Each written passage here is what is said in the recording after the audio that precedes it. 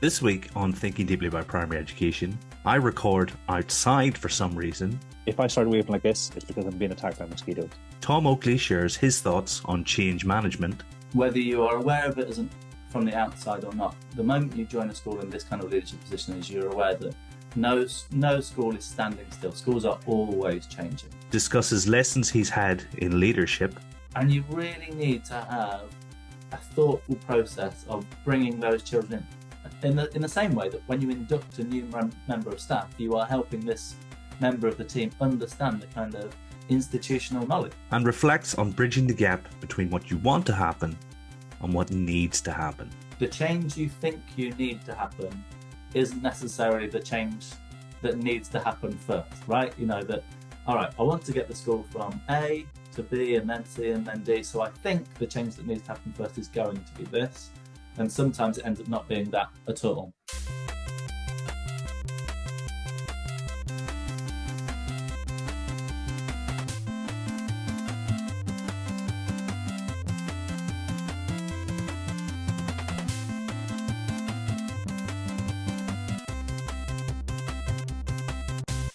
Welcome to Thinking Deeply About Primary Education, a podcast that makes time and space to think about pedagogy, teaching and learning, professional development, anything of interest to time poor but enthusiasm rich primary teachers. This week, we're going to explore 3 lessons learned from 3 years in deputy headship.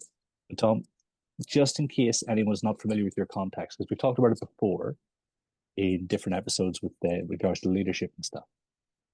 Where are you? What's your role sort of mainly comprised of? And what sort of things are you doing day to day to help your community? Yeah, of course. So for the last, very nearly 3 years, I've been the deputy head teacher at a school in Bury St Edmunds. For people who can't picture Bury St Edmunds on the map, it's right in the middle of East Anglia, on the west of Suffolk, very close to the border of Cambridgeshire. The school that I work at, Howard Community Academy, serves 2 housing estates, one that's well established and been there for a long time, and one emerging new build housing estate, which has a significant proportion of social and economic deprivation and social housing. And when I first joined the school, it had only 140 or so pupils from nursery through to year 6. So nursery standalone class and all the other classes were mixed. And in the last 3 years, we've grown from that 140 or so to 200 now. And our school is unique in so many ways. It used to be a first school. And Suffolk has gone from the 3-tier system to the primary secondary model recently. So in about 2017 or so, our little first school moved onto the site of the old middle school. And the old middle school is really big. It's got capacity for nearly 400 pupils. So we are blessed with space, absolutely blessed with space. But we are cursed with a poor reputation. And that reputation was well-founded for lots of reasons. In 2016, the school had an Ofsted inspection that was inadequate across the board. And that inspection came at really bad timing for the school to go from first school to primary school. And lots of families left. They went to other schools nearby. And there was a turbulent time of headship. So in the first 3 years of the school going from first school to primary school, there was approximately 15 or so head teachers in that time. So every half term or so, there was a significant amount of change. And it was going through that turbulent period of time that I first became aware of the school and started working with it as a local authority advisor.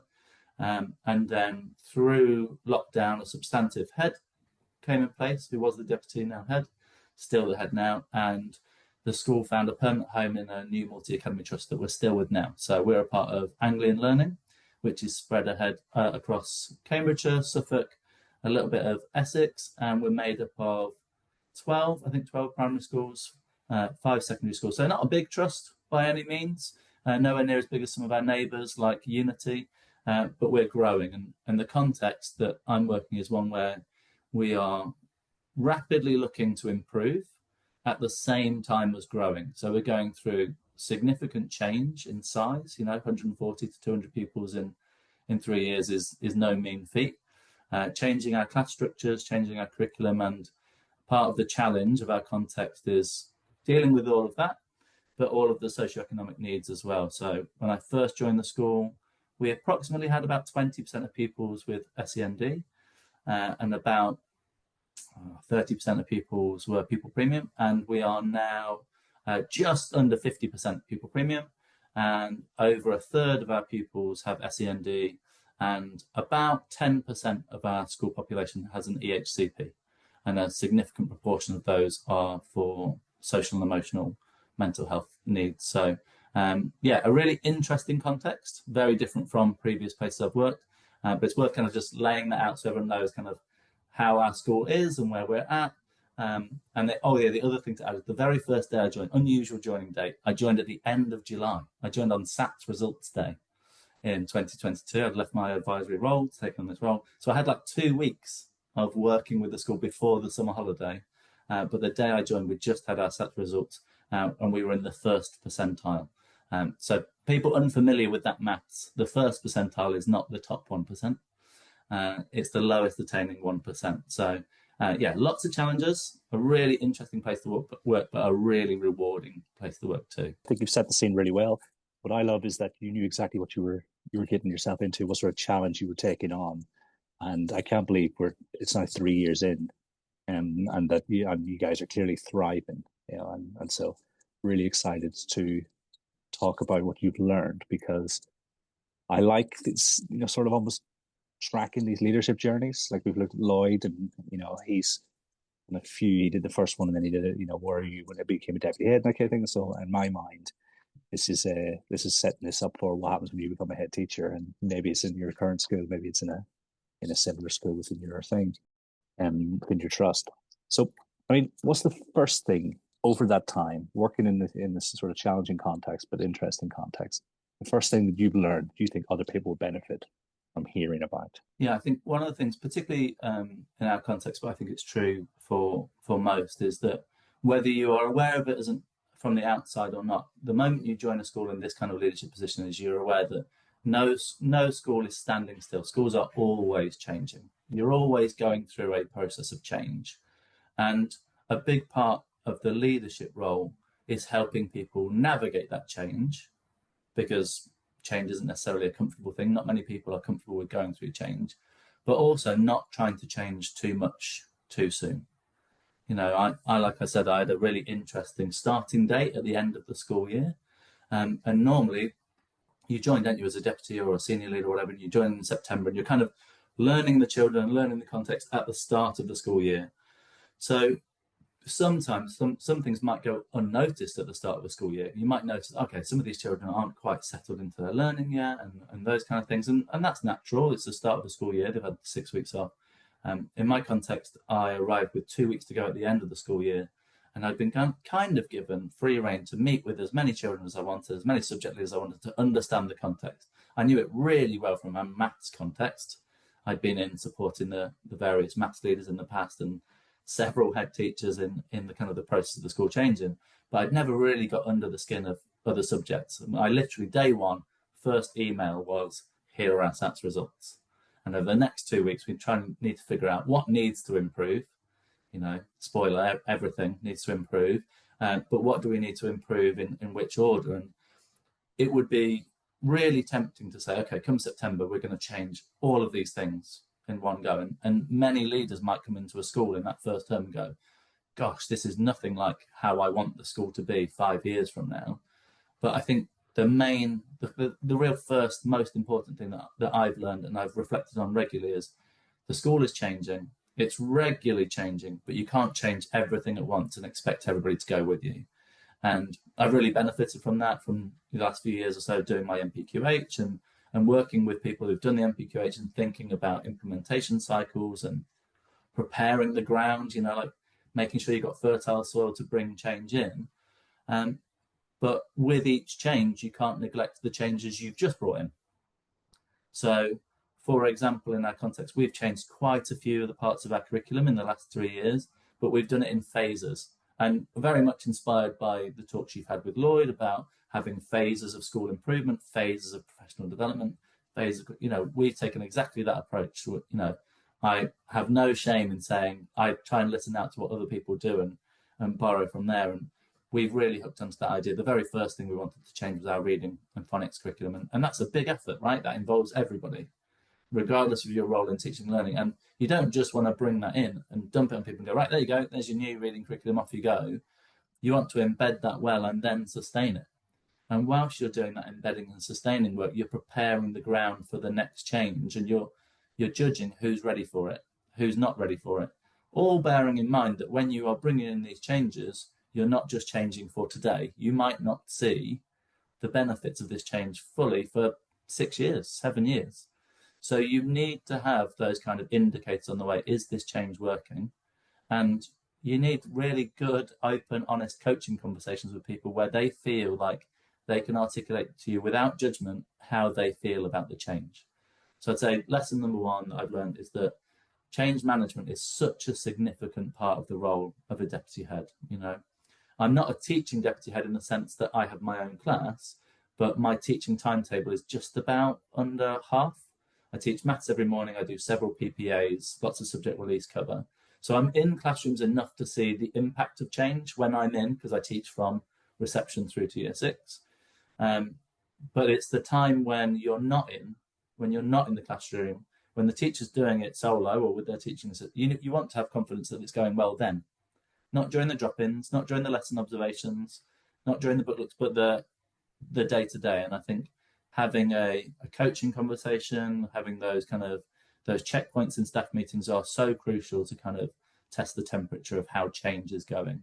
So yeah, lesson number one is that change is constant and change management is such a significant part of the job. So anybody looking to take that role, whether that be into senior leadership, is you just need to be aware that change isn't necessarily a static thing or a one-off thing. It's just like implementation. It's a long process. And it's really important to kind of keep across that. Fantastic. And that's a really authentic way to measure the temperature in school. Especially teaching maths every day. That sounds like the dream. Or that is the dream. But you can see what, if any changes you're making, have an impact on life on the ground. Like, two things I want to ask you about. The first one is your decision-making process. So you said you chose reading and phonics. Yeah. Is that simply because that unlocks everything else, or what was the thought process like whenever you and your head teacher were deciding where to focus your attention first? Yeah, I think that's a great question about why reading, why phonics. At that time, most of our kind of curriculum vehicle relied so heavily on the children engaging with very heavy reading texts, you know, whether it was be history or geography or those kind of things. There was an expectation from the curriculum materials that the children would read these several pages, take a lot out of it, and then make interpretations from that. But the children's reading fluency in Upper Key Stage 2 was not at the standard that the texts were at. So teachers were either rewriting versions of the texts from the curriculum, and just imagine adding that onto your workload on top of everything else. You've got prescribed texts, but you need to change them to teach the lesson. But also because of our intake, you know, we have a challenge intake in lots of ways, and we do significant interventions now in nursery and early years. But I think the very first year I joined, we'd had about 20% of our children leaving reception with their GLD. And one of the big barriers for lots of our children not getting their good level of development was their literacy skills. So we knew that we might not be able to kind of fix or entirely address the reading need early on in nursery and reception, and that it was going to be a concerted effort all the way throughout. And I've worked in really varied contexts in my career, but never anywhere so much that you go into nursery or reception and you see children unsure of which way round to hold a book or to turn the page, or finding it difficult to pay attention to a 2-minute story. So much so that you learn that children aren't used to being read to. One of the very first surveys that we did was about finding out how many children get read to regularly at night time. And it was less than a quarter of our children in Key Stage 1 and early years were having a regular bedtime story. And you think, oh, okay, that's the time you'd predominantly have lots of bedtime stories, right? This is probably the time you have it most in your life. So, context drove that. And then secondly, like you say, it unlocks everything in the curriculum. And at the time, our history, geography, science curriculum so depended on children being able to read with age-appropriate fluency that they just didn't have. So we had to do something about it. I can imagine that. You know, if like I said, 20% GLD, then you've already been a mountain to climb up over the time. And what you're describing there is an example of something you're not going to see the fruit of until 7 years later. You know, I don't know, is it fair to say that you went upstream? Would that be the right analogy? You know, where we talk about you know, it's not that kind of Peps McRae thing, right? So you're not just rescuing people downstream. You're trying to go as far upstream as you can to see the cause of the consequences that you're dealing with later. And yes, you need to put things in place in upper key stage 2. You can't just leave those children and go, well, I'll get on with it. You know, you have to do that kind of reading implementation throughout. So again, goes back to that change management. Yes, we want to bring about long-term change in the way we teach reading throughout, and we're going to do that intensively and very differently early on in the school, but we can't leave these children in upper key stage 2 to read like they're doing, to have the lessons up. We're going to need to change that as well. And the way that we had to change or tweak our reading curriculum 2 years ago is still evident in some of the ways that we teach in upper key stage 2, but we've tweaked that, and we will continue to tweak it as our children come through year on year more and more proficient in their reading. And again, being able to draw on things like Chris Sucher's work and his recommendation, he gave us such a lot of generous support, remotely and that kind of stuff, to help us think about our reading and our context, because largely our context in lots of ways is similar to where he used to work in Peterborough, and it's really been great to have people like Chris in the education community who are willing to stop everything and answer questions and that kind of stuff, or point us in the direction of somebody else or something we can read. And I think the one thing to go alongside with that change management is it's worth remembering you're probably not the only people going through that change or having recently been through that change. And it's always worth finding out from other people how they navigated it. What lessons did they learn on the way? And can we avoid some of the pitfalls they discovered? Can we learn some of those things? And are there anything that they did in that context that we might not be able to apply in our context? So yeah, we chose reading first for all of those reasons, but we didn't do it blindly. We tried to do the most evidence-informed approach we could, and then consider what that would actually look like in our curriculum in year 1, how that might be different in year 2, year 3, and so on. There's actually another episode there, because I often get, because we talk about bringing everybody along together with us. When I'm working with the school, a lot, and ask, well, what about these kids in year 5 and year 6 who have those massive gaps, and there's that 7-year difference? So maybe a round table with lots of people who have led in those circumstances, and we see, okay, what do you do with one hand? And it's like you're describing almost this phasing out of the sort of short term, we need to help these children get ready for secondary kind of thing, while we're bringing the good stuff. What sort of system do you guys have in place for coaching? Because it sounded as if you, as part of the senior leadership team, were heavily involved in that. Do you have lots of coaches across the teaching staff, or have you got a certain model where it's relative to the expertise of the leaders? I'm not sure. Yeah, so coaching is relatively new in our school. And again, we're a relatively small school, right? We're not quite one form entry, including part-time teachers. We've only got 9 qualified teachers, and 4 of us are senior leaders. But the trust has invested heavily in coaching recently, and having coaching for middle leaders and senior leaders, which we've attended over the last 2 years. So it's one of those things that we've done more in the last 18 months than in the first 18 months I was at the school. So all of the senior leadership team are trained coaches, and we've coached each other first. So we've kind of been a coach and received the coaching. And then the next stage is us coaching our kind of more experienced teachers who are middle leaders, which is nearly everybody in our context, but not quite everybody. And then, next year, everyone will have 2 different coaches, really. One who's a senior leader coach who is not their appraiser. So somebody you can go to, and it doesn't necessarily has to be around your appraisal targets, but somebody who's developmentally supporting you in your pedagogy. And then a peer coach, somebody who you work closely with or alongside, so that you can tackle similar or mutual problems together. So yes, over the next 2 to 3 years, coaching will become an increasingly important role in our ongoing professional development. And I'd still say 18 months in, we're still at the kind of early stages, but we're already bearing the fruits of it now. That's really good to hear. Yeah, coaching is one of those things, if you rush it, you're not going to get the most out of the implementation, and then it's almost next to worthless, isn't it? So that sounds really good. I like the way it's developmental, because it's not the person who you're going to be answering to in terms of, I don't know if answering to is the right phrase, but the person's going to hold you accountable for your appraisal, that kind of thing. And it's not that our teachers are worried about their appraiser knowing about the coaching conversations or anything like that. But you want it to feel like a different type of conversation to your appraisal conversations. Your appraisal conversations might be more target driven. We don't do like academic targets. We don't do the kind of X% will get this by this time or anything like that.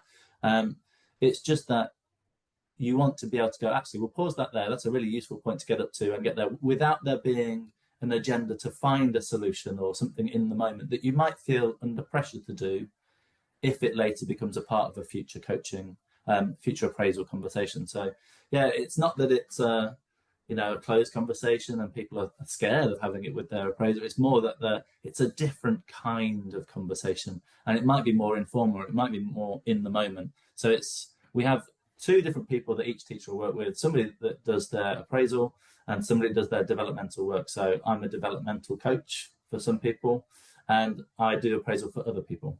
And the head teacher and I kind of have opposite halves of the team in that regard. And it works really well for us in our context. It might not work for everybody, but we found a way of making it work for us. Yeah, no, I can really imagine. It's very easy to slip into the appraisal conversation. I find in my experience, I don't know, maybe not necessarily in coaching, but you went in to talk about one thing and all of a sudden you were talking about your targets or whatever. And so I think that sounds like a really, really sensible way to structure things. What's the second thing you've learned in your 3 years as deputy head teacher? I hadn't really considered at the time, and that maybe makes me naive, but I always knew that our school would need to grow. Yeah, of course, school needs to grow, and that means you're going to have lots of mid-year joiners, lots of mobility, children joining in the middle of the week, in the middle of December or whatever, and you really need to have a thoughtful process of bringing those children in the same way that when you induct a new member of staff, you are helping this member of the team understand the kind of institutional knowledge, right? You know how to teach, but you've not taught here before. So these are the things that we do to help you feel ready to teach here and to understand the policies and all of that kind of stuff. And we've kind of taken that same idea in inducting our new children. Our school, like I said, has grown from 140 to 200. We've had lots of children join us, and lots of those children, almost 2/3 of those children, have come with additional needs, additional learning needs, or additional SEMH needs. And there's no one time scale of what induction looks like for every child. It might be, okay, day one, you're going to be met by your teacher at the reception. They're going to walk you to your classroom. They're going to introduce you to a child, hand you over to that child, and that buddy child will look after you and, done. And in lots of schools, and that seems to work somehow, but in ours, it doesn't. Our children need to understand that, yes, there are certain ways we do things, but almost all of our routines are for psychological safety. And that's the nature of our context and the number of children that we support that have had adverse childhood experiences. And all of our members of staff are trauma-informed, trained, because it's our daily life. We do nurture assessments, box score assessments on all of our children so we can understand developmentally where they're at, but also socially where they are. Because our number one moral imperative is that our children are safe and ready to learn. And if they're not safe and ready to learn, it doesn't really matter what our curriculum is, because that child isn't going to engage with it. So we introduce the children to our routines, because our routines might be similar to the school that they come from, but almost all of our children have come from another UK school. And lots of our children have moved from one school to another for traumatic reasons, whether that be family breakup or those kind of things. So they are moving at a difficult time in their lives. They're going through some significant change. They find themselves in a new setting. Often our children come into temporary accommodation first and then settle somewhere. So it's being really mindful that these children have social and emotional needs that need to be met, and we need to meet the children where they are before we start having really high academic expectations of the work they produce and those kind of things. We want to get to those things as soon as possible. So a big part of the work that I've done working with the SENCO and other teachers, thinking about what does that transition look like for a new joiner. And the response is always, it depends, right? Like a classic Chris Such answer to many a question and answer. It depends, because it does. how old is this child? Where are they coming from? What's their reason for moving? Do they already know people in the area? Have they been to a school that's similar context to us or not? And all of those things need bearing in mind when we think about how frequently are we going to check in with that child? Who will check in with that child? Will it be a member of the teaching team in their year group? Will it be a member of our nurture team? And so on and so on and so on. So yes, we've very much gone away from the one size fits all induction for a new child. And we need to be ready for it at any moment. Because often we're taking children who weren't aware they were moving school. They just have found themselves in a new area. And we have to be really mindful that they might be turning up without uniform, without an awareness of other people in the class. And so, yeah, that's been such a big learning point that in some ways is unique to our setting. But I know that most settings will have children in that context going through that kind of change. I was just kind of unaware in my naivety that going from a school of 140 to eventually 300 plus, we're going to have a lot of these mid-year joiners. They're not all going to join on September the 1st. So what can we do when they join to make their transition smoother? Really big learning curve for me. Yeah, massive. Yeah, especially that much of a growth. My first school, we were very close to London, and so it would be mid-year. We weren't full. Reputation in school wasn't great for historic reasons, we went from half form to one form, not to well, maybe the numbers were that size, but I don't know. But it sounds like you guys have taken on a lot of people in the last while. Is there someone who takes the lead on that, or it sounds like it might be a whole leadership team thing where you're all sort of driving that forward? What's the setup? Yeah, good question. So although we're a relatively small school, our safeguarding caseload has been compared to the equivalent of a middle to large size secondary school. So we have quite a significant safeguarding load, which means we have 5 trained DSL on our team. And all of us meet weekly at least once to talk about what's going on. And transition comes as part of that. So one of the things we'll talk about is who are our new joiners, where are they joining, and those kind of things. And like I said, who's going to check in with them? How frequently are they going to check in with them? Sometimes it'll be me, especially if I teach them, whether I'm teaching them in maths or in PPA, because they'll see me around enough, or I'll teach them enough. Or it might be that it's someone who doesn't teach them at all. Some children we might find they'll be better off being checked in by somebody who is purely in our nurture team. And we have 3 people who work in our nurture team full-time. They're not class-based. They support the social and emotional needs of the children in our school, and 2 of them are DSLs. So they are trained ELSA practitioners, trained Thrive practitioners. They've got an incredible skill set for meeting children where they are.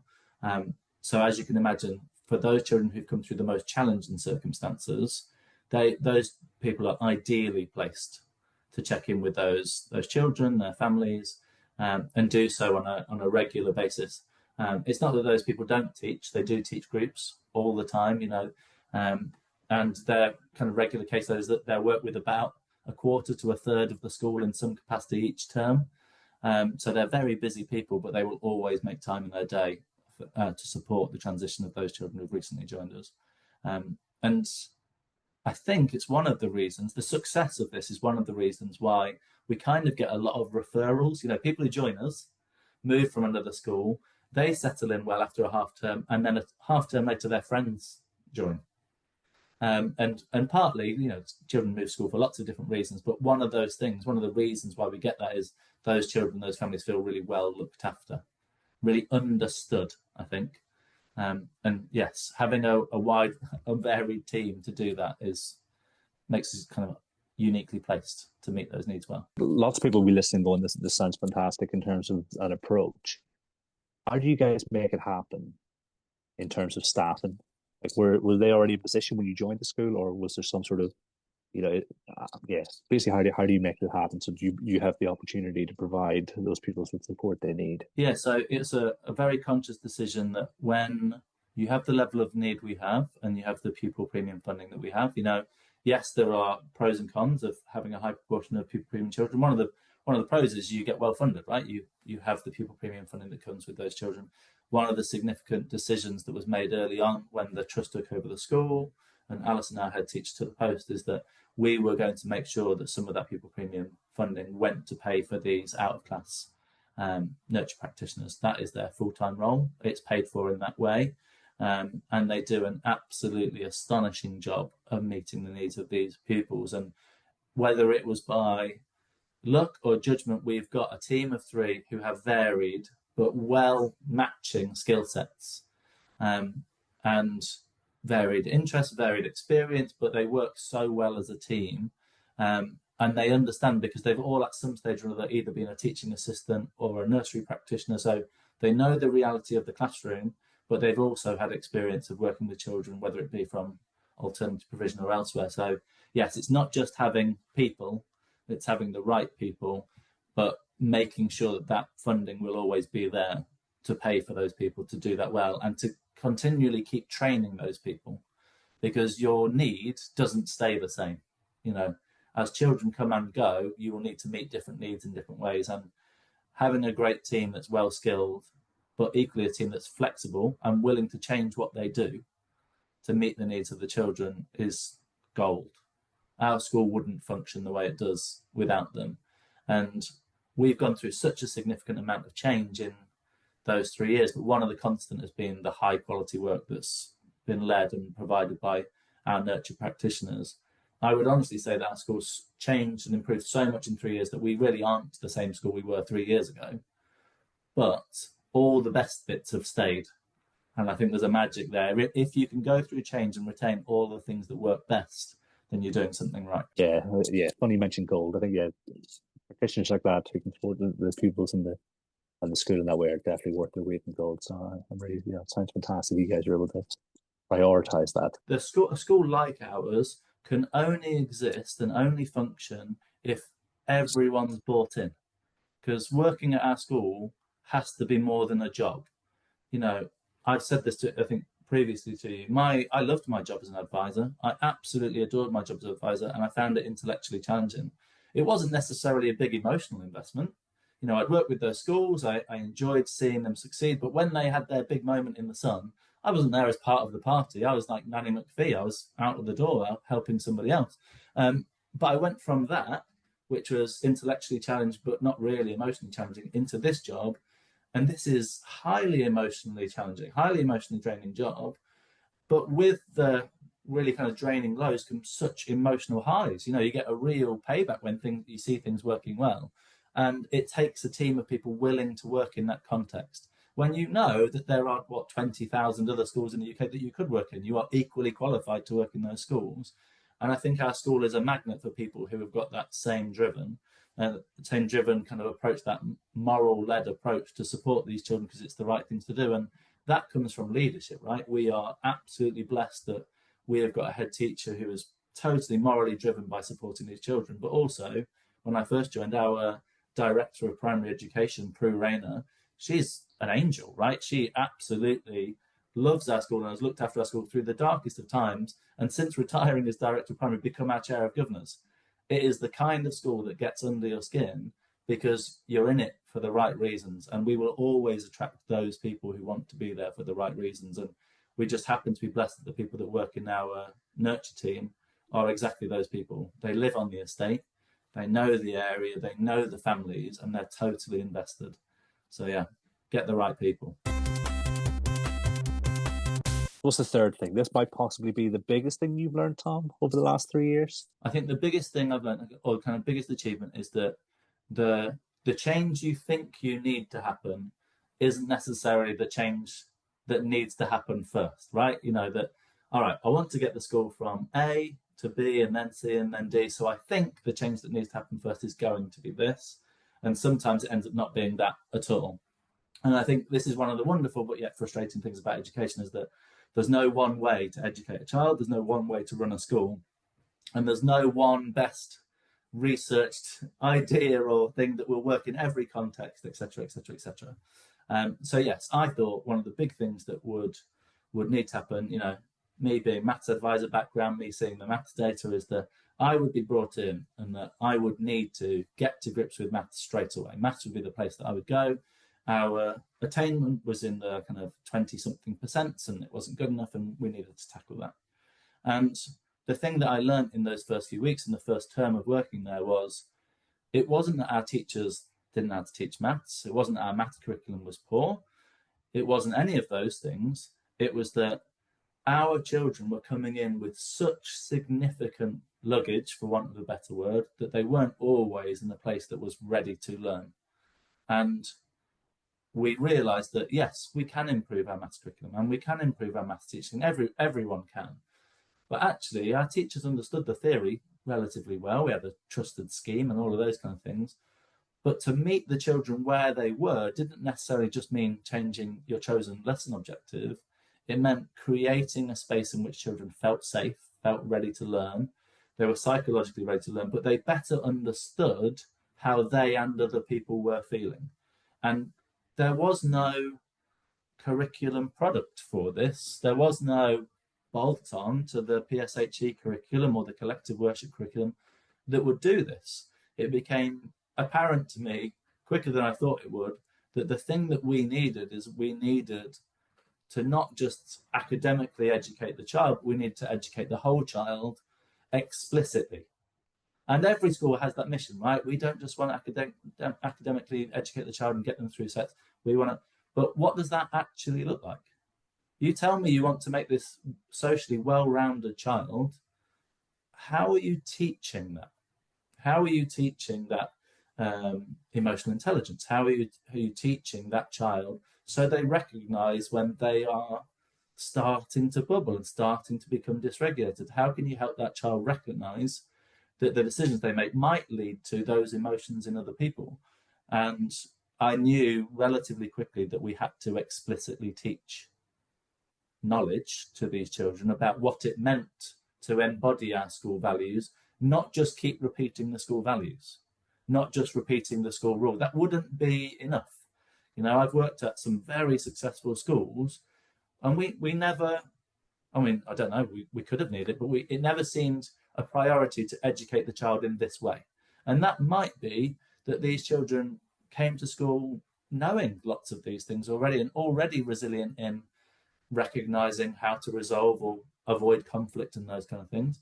But lots of our children also had those skills, but came in only one straw away from the camel's back breaking.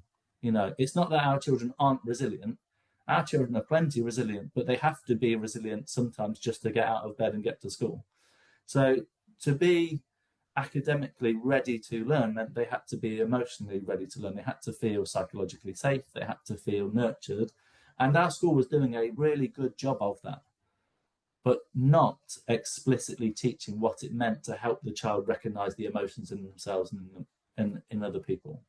So in my first full year being at the school, we researched, went to other schools, found out from other schools, and we designed our own wellbeing curriculum.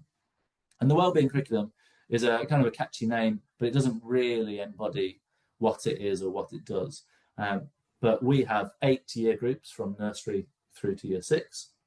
And we wanted to very clearly teach our children what it meant to embody our 4 school values. And our 4 school values are community, nurture, aspiration, and experience. And that could mean a range of things, right? You know, those words are all broad enough that they could mean lots of different things. But what we really wanted it to mean is that children knew and know how to be caring and to care for themselves and others, how to be kind, what friendship means, genuine friendship means, and how to be a good friend to others, and how to be calm, to recognize when you're not feeling calm and to get yourself back to a place of calm, to be successful, respectful, determined, and brave. They are our 8 characteristics. And they are now pretty much a golden thread that runs through what we do as a school, and you see these characteristics around the school everywhere you go. And it's, you know, classic branding. Each characteristic has got a color. Each classroom that learns that characteristic has got that color everywhere, and the book corner is full of books that teach that characteristic. And every single half term starts with a full day dedicated to the teaching of the wellbeing curriculum, which involves reading a story or several stories based around that characteristic, creating or appraising artwork inspired by or related to that characteristic, and then discussing recent events, whether that be in the news or fictional events from things that have been on TV that help children better understand that characteristic. And then that is iterated over and over again through in-class collective worships and celebration assemblies throughout the school year, so the children don't just learn their own characteristic but each other's. And we embody it in the ways that we do buddy reading with shared classes. It's been a huge effort, but we did it in the same way you do any educational change. We researched it, we went to other schools to find out about it, we got every stakeholder possible involved in the design and creation of it, from people recommending books that might meet each characteristic. I had like wheelie whiteboards out on the playground, giving people marker pens and asking them to write up and all sorts of things. And it took a full year in the design and training of it to put it in place. But it's now part of our transition days when children go to meet their new class teacher. It's part of our parent workshops when parents come in and do reading cafes and art cafes and all of that kind of stuff. It's embedded throughout the school. It links with our nurture practice, and it has been an overwhelming success that when I started, I didn't think I knew that we needed. But without that change, we wouldn't get children saying, I think that my friend might need to go to the calm corner, because they are starting to show that they're feeling not under attack, but they're feeling overwhelmed and they need that space. Can I, And you think, wow, we've got children to recognize it in themselves and to be able to articulate to an adult, I'm feeling overwhelmed right now. Can I have a moment, or can I have some help? To, I can see it in somebody else, and I think the thing that might help them is this. And to have that kind of atmosphere, that environment, where everybody is in a better position, not perfect, but a better position to articulate how they're feeling, how ready they are to learn, how their peers are ready to learn, has been absolutely transformational. And it's just another amazing selling point to our school when we show prospective families around. And we show them the kind of presentation and the wellbeing curriculum books and the pupil passports that all go with it. I mean, if anyone's interested, they can find out about it on our website. Because of course we sing about this. It's all over our website and all that kind of stuff, and people can get in touch with them anytime. But I just didn't know we needed this when I started. But we've been through the full kind of the expected implementation cycle to bring it in and now sustain it. And we're really seeing the fruits of it. And it's something we're all really proud of. And it's just one example of when I say our school isn't the same school it was 3 years ago. It's such a unique feature of our school that we now have other schools within the trust and schools outside of the trust coming to find out about it and find out about the transformational effect of it, that you think, yeah, we've got something here. We could absolutely bottle this. But yeah, I'm more than willing to give over time to talk to people about this, because the impact on children and their families has been immense. I just didn't see it coming when we started. And I think, who knows, if I'm in this job for 10 more years, who knows what the next thing will be like this, that I couldn't foresee it being a need or a necessary change or those kind of things. But it's been well worth it. And I'm so glad that everyone's bought into it. Amazing is the right word, and you absolutely should be proud. Are you okay if I put the school's website address in the show notes or in the description? And then, yeah, absolutely. Because I got asked logistical questions about what you did in the planning, but I think actually, if someone's at the start of this journey, going to visit you guys, going to visit other schools, that sounds like the key, because your curriculum isn't necessarily going to work for all, the school down the road, and vice versa. You think I'll be the right way to interpret this? Yeah, absolutely. And we are not the people that invented this, right? Like, we went and saw other schools, a school in Great Yarmouth, a school in Milton Keynes. We phoned schools up, and we went on other people's websites, and we talked to people who we're in partnership with at Nurture UK about other schools that they work with, about how they do similar things. And lots of these nurture type curriculums, wellbeing curriculums, whatever you want to say, kind of extended PSHE curriculums exist. But the amazing thing about them is schools find a way of making them the thing that their community needs, and making them plastic enough that as the needs of your school changes, the curriculum can adapt in some way to still meet those needs. As the school changes over time, I think it's well worth it. So yeah, well worth it. Fantastic. I mean, Bury St Edmunds is sort of on the general area where I'm on like the trustee for a mat. So I'm thinking, how can I get myself, because I've been saying for a long time I want to come visit, but like just seeing how, it's the passion is oozing. I don't know if oozing is the right word, but you can see it's coming out of you, and you can see how happy you are with this challenge and with this this school and stuff. And yeah, seeing that in action, I think would be immense, and it's great to see. Yeah, and I would say, like it is full highs and lows. This is full roller coaster stuff. There have been times where you're like, what am I doing? Like I could have chosen to work in loads of other schools. Why am I here? And it gets tough at times. Like it is emotionally draining at times. But you have to ask yourself, when you are tempted to go on TES jobs or whatever and go, there must be an easier gig out there. And the voice that always comes back to me is, if I have this conversation with my boys 10 years from now, and they go, why did you move from that school that you loved? Why did you leave there?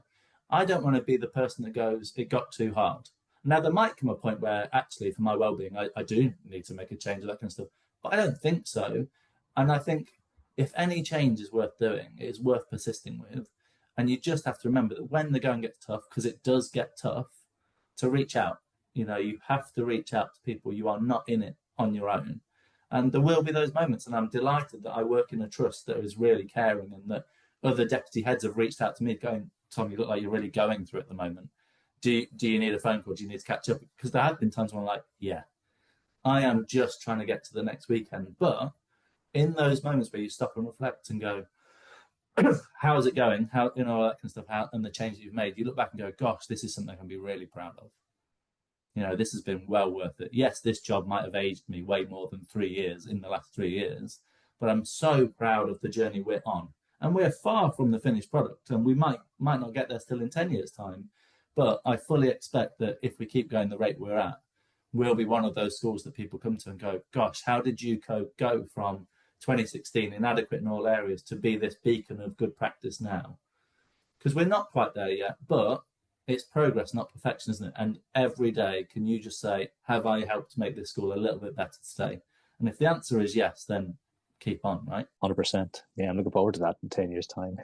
I mean, you look younger than the first time I interviewed you, Tom. So I don't know. I must say, Kieran, I'm definitely heavier. I'm about a stone and a bit heavier than when I started, and part of that is comfort eating.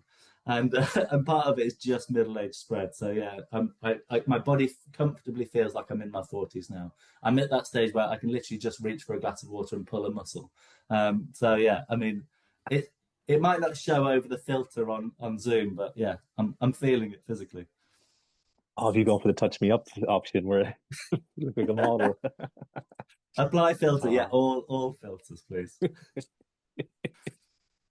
Oh, no, it's been absolutely lovely talking to you, Tom, about this. And I think there'll be lots for leaders and teachers alike to take away from this. So I think all that's left to do is say thank you very much for joining me. Oh, thank you, Karen. And everyone at home, until next time, thanks for listening.